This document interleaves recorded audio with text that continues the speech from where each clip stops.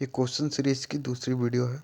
इससे पहले हम ह्यूमन रिप्रोडक्शन सिस्टम के क्वेश्चन बता चुके हैं जो एनसीईआरटी एग्जाम्पलर में दिए हुए हैं। अब दूसरी वीडियो है ये reproductive health.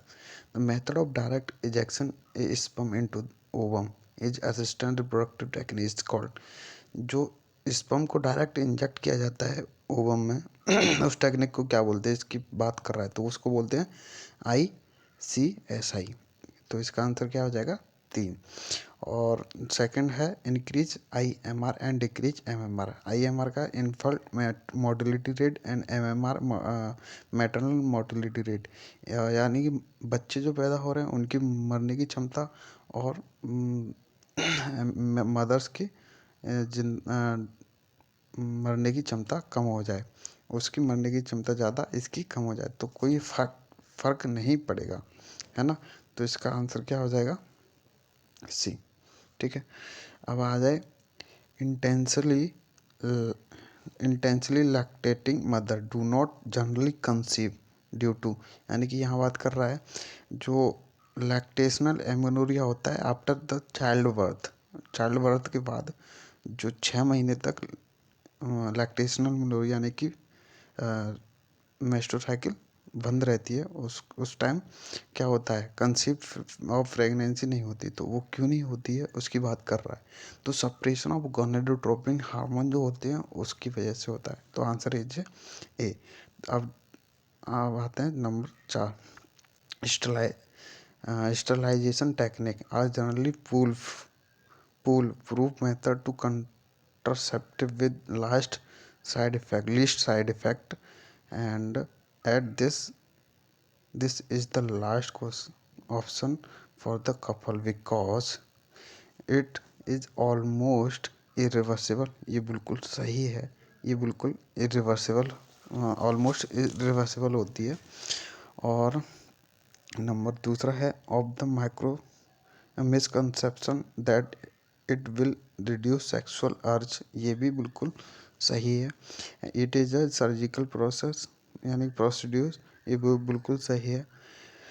Of lack of significant sufficient facility in many part of country choose the correct option। ये बिल्कुल सही है आंसर, और चारों बिल्कुल सही दिए हैं। तो ऑप्शन कौन सा हो जाएगा D। अब आते हैं a national level approach to build up reproductive health society was taken up in our country in. तो ये हमारे एनसीईआरटी में साफ साफ दिया है 1950 में हमारे इंडिया में रिप्रोडक्टिव हेल्थ को लेके एक्शन लिया गया था, है ना। तो 1950 से लिया गया था, स्टार्ट हुआ था। अब आते हैं emergency contraceptive are effective if use with in.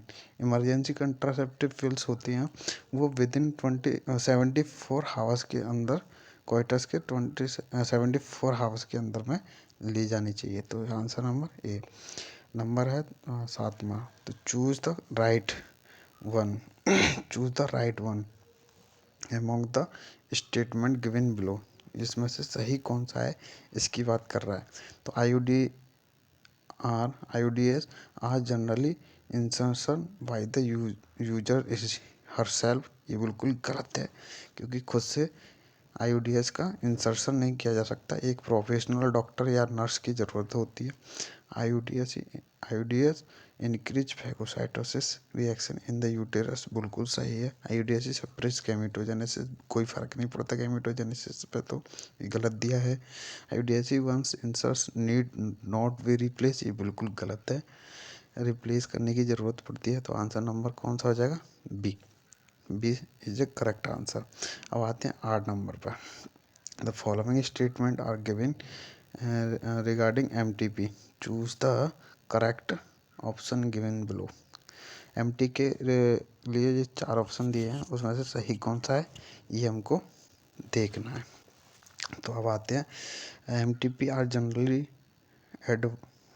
Advice during first trimester, ये बिल्कुल सही है। फर्स्ट ट्राइमेस्टर तक बताया जाता है कि MTP कर सकते हैं। MTP are use as a contraceptive method, ये बिल्कुल गलत है। MTP आर ऑलवेज सर्जिकल, ये नहीं होता। हाँ गलत है। MTP required the assistance of qualified medical पर पर्सोनेल, ये बिल्कुल सही है ना। तो आंसर नंबर सी है ना, ये करेक्ट आंसर। अब आते हैं 9 नंबर पे। From the sexual transmitted disease mention below, identify one which do not specially affect the sex organ. Sex organ को स्पेशली अफेक्ट नहीं करता है। तो syphilis, AIDS, gonorrhoea, genital herpes. इसमें syphilis, gonorrhoea and genital herpes sex organ को effect करते हैं, लेकिन एड्स सेक्स ऑर्गन को अफेक्ट नहीं करता। तो answer number B is A correct option, क्योंकि एड्स जो है इम्यूनिटी पे इफेक्ट करता है। Number 10, condom condom is one of the popular contraceptive because of the following reason। इसका रीजन क्या है? These are effective barrier for insemination, बिल्कुल सही है। They do not interfere with coitus act, ये भी बिल्कुल सही है। These help in the reducing the risk of sexual transmitted disease, ये भी बिल्कुल सही है। तो चारों सही हैं, तीनों सही हैं, तो option number 4 is correct answer. अब आते हैं 11 नंबर पे। Choose the correct statement regarding the ZIFT. ZIFT की बात कर रहा है, जाइगोट इंट्राफैलोपियन ट्रांसफर होता है, इसका पूरी फुल फॉर्म। तो यहाँ देखो, ओवा कलेक्ट फ्रॉम, ये तो पहले ही गलत दे दिया, ओवा कलेक्ट की बात कर रहे हैं, जाइगोट की बात करते हैं। तो दूसरा आता है, zygote is collect from the female donor and transfer to the fallopian tube, बिल्कुल सही दिया है। और तीसरा है, zygote is collect from the donor and transfer into the uterus, बिल्कुल का तो ओवा कलेक्ट, ये बिल्कुल गलत है। तो option number B is A correct option.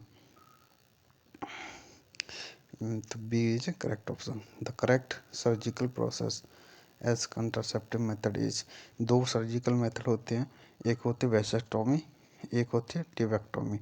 Tubectomy होती है फीमेल में, वेसेक्टोमी होती है मेल में। तो यहाँ ट्यूबेक्टोमी नहीं है, वेसेक्टोमी है, तो आंसर इज सी।